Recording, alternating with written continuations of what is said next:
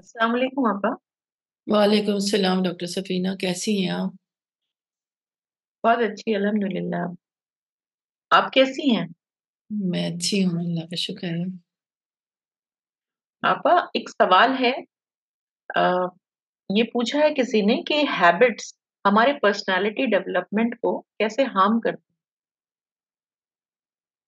आप क्या कहना चाहेंगी इस बारे बहुत अच्छा, बहुत रिलेवेंट क्वेश्चन है डॉक्टर सफीना।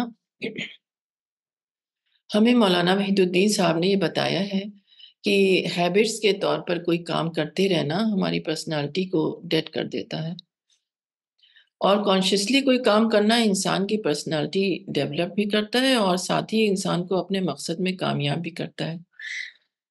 तो आजकल दुनिया का जो एनवायरनमेंट है, फुल ऑफ डिस्ट्रैक्शंस है, और हर इंसान किसी न किसी डिस्ट्रैक्शन में फँसा हुआ है।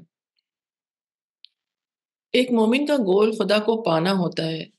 वो हमेशा कोशिश करता है कि डिस्ट्रैक्शन से बचकर कॉन्शियसली अपनी ज़िंदगी को गुज़ारे। इसलिए वो वही करता है जो खुदा को पसंद है, वो नहीं करता है जो खुदा को नहीं पसंद है। इसी तरह एक गैर मोमिन के अंदर दुनिया पाने की डिज़ायर्स भरे हुए होते हैं। वो वही करता है जो उसको खुद पसंद होता है, और इसी की वजह से उसकी बहुत तरह की हैबिट्स हो जाती हैं। जैसे कि घर का माहौल दुनियावी हुआ या वर्ldly हुआ, तो वहाँ हर वक़्त एन्जॉयमेंट और एंटरटेनमेंट की बातें होती रहेंगी। तो ऐसे एनवायरनमेंट एनवायरनमेंट में माहौल में रहने वाले इंसान की जो पर्सनैलिटी, यानी उसका जो मिज़ाज, उसकी सोच बनेगी, वो हर वक़्त एन्जॉयमेंट को पसंद करेगा। अगर उसको ऐसा ना मिला तो उसके मिज़ाज में झुँझलाहट पैदा होती है, वो बोर होने लगता है। तो ये एक गलत हैबिट उसके अंदर डेवलप हो गई वर्ल्डली एनवायरनमेंट की वजह से। तो इंसान एन्जॉयमेंट का यूज़्ड टू हो जाता है। एक लोगों को मैं जानती हूँ कि वो बचपन से उनकी जो आदत थी वो लज़ीज़ खाना खाने की थी। लेकिन वो खाने की चीज़ों ही पर बहुत ज़्यादा उनका फ़ोकस रहता था। लेकिन जब बुढ़ापा आया, वक़्त के साथ परहेज़ का जो है बात आई, तो सादा खाना वो खा ही नहीं पा रहे थे, वो भूखे रह सकते थे। तो टेस्टी खानों की हैबिट जो होती है वो इंसान की हेल्थ है, उसका टाइम तो बर्बाद करती ही हैं, साथ ही उसकी थिंकिंग को डेड कर देती हैं। वो सिर्फ़ छोटी चीज़ों में अपनी पूरी ज़िंदगी गुज़ार कर इस दुनिया से चला जाता है, और वर्ldly चीज़ों से ऑब्सेस्ड इंसान आखिरत में नाकाम हो जाता है। इसी तरह ज़िंदगी में तमाम तरह की हैबिट्स इंसान के अंदर पैदा हो जाती हैं। एक और चीज़ मेरे समझ में आ रही है डॉक्टर सफ़ीना, कि घर में अक्सर लोग अपने मज़हब को सुपीरियर और दूसरे के मज़हब को इन्फीरियर समझते हैं ना? तो इस तरह की बातें बच्चों के ज़हन में वी एंड दे का कॉन्सेप्ट को जो है डेवलप कर देती हैं। फिर यही बच्चे बड़े होकर सोसाइटी में लोगों को रिलिजन के बेसिस पर डिस्क्रिमिनेट करते हैं। उनकी यही कंडीशनिंग हो जाती है, और इसका बहुत बड़ा नुकसान होता है। क्योंकि इस तरह की हैबिट्स जो होती हैं सोसाइटी में नेगेटिविटी फैला देती हैं।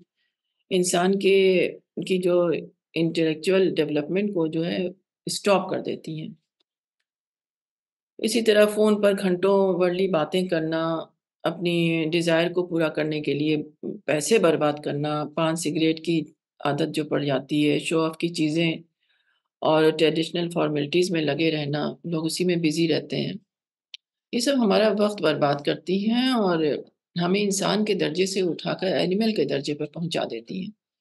क्योंकि इंसान की कंडीशनिंग उन हैबिट्स की वजह से होती हैं, हो जाती है, तो इतनी ज़्यादा उसी में इन्वॉल्व हो जाता है इंसान, कि उसको ये चीज़ें जो हैं गलत ही नहीं महसूस होती हैं। और आखिर में एक चीज़ और मेरे ख़्याल में सबसे इम्पोर्टेंट चीज़ होगी ये डॉक्टर सफ़ीना, कि इबादत भी हमको अपनी चेक करनी चाहिए ना। नमाज़, रोज़ा और सभी इबादत जो हम करते हैं, वो कॉन्शियसली कर रहे हैं या हैबिट के तौर पर कर रहे हैं?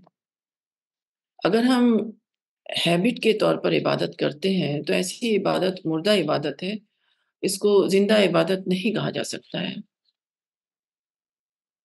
اس دنیا میں ہمیں ہر چیز کو کانشیسلی سمجھ کر کرنا ہے، ورنہ آخرت میں ہم دھوکا کھا سکتے ہیں۔ قرآن میں اللہ تعالیٰ فرماتا ہے کہ تمہارے پاس ہماری نشانیاں آئیں تو تم نے ان کا کچھ خیال نہ کیا، تو اسی طرح آج تمہارا کچھ خیال نہ کیا جائے گا۔ تو اس طرح کی ورس اور اس طرح کی اور ورسز ہمیں وارن کرتی ہیں کہ ہمیں اس دنیا میں کانشیسلی زندگی گزارنا ہے، نہ کہ ماحول سے کچھ سیکھ کر ہیبٹ کے طور پر کچھ کرتے رہنا ہے۔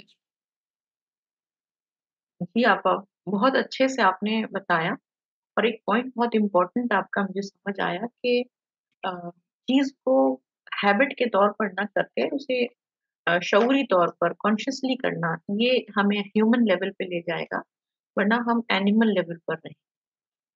اس پر مجھے ایک مولانا صاحب نے اگزامپل دیا تھا، وہ یاد آیا کہ ایک بڑے فلاسفر تھے برٹرن رسل، ان کو بہت مطالعے کا شوق۔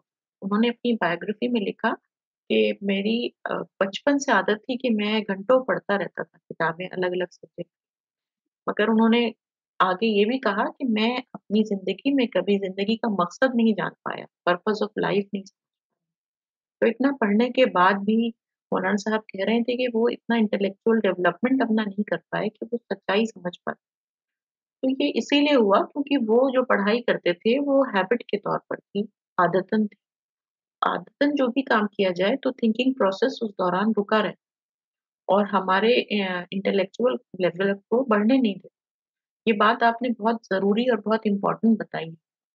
مولانا صاحب یہ بھی کہتے تھے کہ زندگی ہوش کا امتحان، تو ہمیں اس کو ہوش کے ساتھ ہی گزارنا ہے۔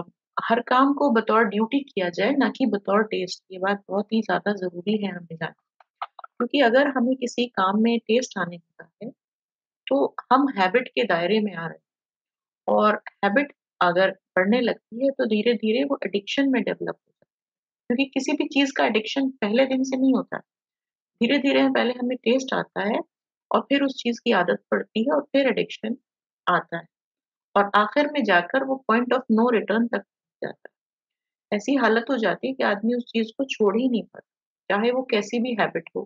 جیسے آپ نے بتایا، باتیں بنانا، پولیٹیکل چرچا کرنا، ایک دوسرے کی مذاقیں اڑانا، اور ہمیں کئی بار ایسی عادتیں بھی دیکھی ہیں کہ لوگ فون پر، جیسے آپ نے بتایا کہ وقت برباد کر رہے ہیں، بچوں کی پیمپرنگ کرنے کی بھی عادت ہوتی ہے، شاپنگ میں وقت ضائع کرنے کی بھی عادت ہوتی ہے۔ تو ان چیزوں کو ہم تبھی جان پائیں گے جب ہم اپنا بہت ہی سیریس انٹروسپیکشن کریں، اپنا محاسبہ اتنا اچھا کریں کہ ہم روز چیک کر سکیں شام میں کہ آج ہم نے جو جو کام کیے وہ کس طرح سے کیے، شعوری طور پر کیے یا سب غفلت میں کر دیے، عادتن کر دیے۔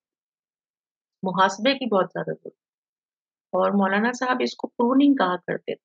ہم سب لوگ جانتے ہیں کہ ان چیک گروتھ ہوتی ہے جب پودوں کی، تو ان کی کٹائی چھٹائی یعنی پروننگ کی جاتی ہے۔ ایسے ہی اپنی ہیبٹس کی، اپنی سوچ کی ہمیں دن رات پروننگ کرنی ہے، کٹائی چھٹائی۔ اس کو سائیکولوجیکل پروننگ کہا جا سکتا ہے، اور کسی بھی چیز کو جتنی جلدی ہم اس کی کاٹ چھانٹ کریں، اسے ہٹا دیں، اتنا آسان ہوتا ہے، کیونکہ میں نے دیکھا کہ پیاز کے اوپر جو چھلکا ہے، ہم جب اسے اتارتے ہیں تو اوپری چھلکا بہت جلدی سے اتر جاتا ہے، لیکن جو سب سے اندر ہے وہ اتنا ہی زیادہ چپکا ہوا ہوتا ہے۔ ایسے ہی سمجھ سکتے ہیں کہ جتنا ہم پرانا ہو جائے گا ہمارا کوئی بھی عادت، وہ ہمارے لیے اتنی امپورٹنٹ مشکل ہو جائے گی ہٹانا۔ اور اسی چیز کو مولانا صاحب نے سمجھایا قرآن میں، النساء کے ورس 17۔ انہوں نے کہا کہ جلدی توبہ کرنے والوں کو اللہ تعالیٰ معاف فرماتا ہے۔ تو یہ ورس بہت زیادہ انسان کی سائیکالوجی کو سمجھ رہی ہے کہ ہم اگر جلدی کسی چیز سے توبہ کریں گے، ہٹیں گے، پلٹیں گے، تو ہم اس کو جلدی چھوڑ بھی سکتے ہیں، اور جتنا ہم لیٹ کریں گے تو امید ہے کہ ہم کبھی چھوڑ ہی نہ پائیں اور ہماری توبہ قبول نہ ہو۔ تو یہ باتیں بہت زیادہ امپورٹنٹ ہیں کہ ہم اپنے شعور کو ہر وقت بیدار رکھیں۔ ایک اور کوٹ سے میں بات کو ختم کرتی ہوں کہ مولانا صاحب کہتے تھے کہ ہماری زندگی کا ہر فیصلہ سوچا سمجھا فیصلہ ہونا چاہیے۔ تو یہ بات آپ نے آج بہت زیادہ کلیئر کیا تھا۔ بہت اچھے سے اس پہ بنا یہ چیز جو ہے بہت امپورٹنٹ ہے یہ آپ نے جو بتایا کہ زندگی میں جو بھی کچھ ہم کریں تو اس کو صرف اپنے ڈیزائر یا اپنے ٹیسٹ کے لیے شروع نہیں کر دینا ہے کہ اچھا لگ رہا ہے یا لوگ کر رہے ہیں، اس کو کرتے رہیں، یہی ہمیں کانشیسلی زندگی گزارنا ہے۔